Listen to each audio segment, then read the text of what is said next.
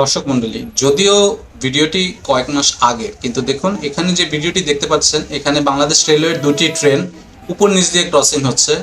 একটি হচ্ছে তিস্তা এক্সপ্রেস এবং আরেকটি হচ্ছে জারি স্পেশাল। তিস্তার ছাদের উপরে যারা যাত্রীরা অবৈধভাবে উঠেছেন, দেখেন তারা জীবনের কি পরিমাণ ঝুঁকি নিয়ে উঠেছেন।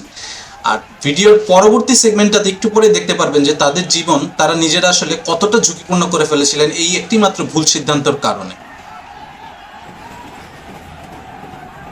দেখুন, সামনে উপরে দিয়ে যে ট্রেনটি যাচ্ছে সেটির যে ব্রিজ, এটার সাথে নিচে যাওয়া ট্রেনটির দূরত্বের ব্যবধান কিন্তু খুব বেশি না। আপনারা ইতিমধ্যেই দেখতে পাচ্ছেন ভিডিওতে যে যারা ছাদে উঠে বসেছেন তারা সবাই কিন্তু দাঁড়িয়েছিলেন এবং তারা কিন্তু ব্রিজটি কাছাকাছি আসার আগ মুহূর্তেই নিচু হয়ে যাচ্ছেন, যেটা কিন্তু কিছুক্ষণ আগ পিছ দেরি হলেই কিন্তু বিশাল এক দুর্ঘটনা ঘটে যেতে পারত।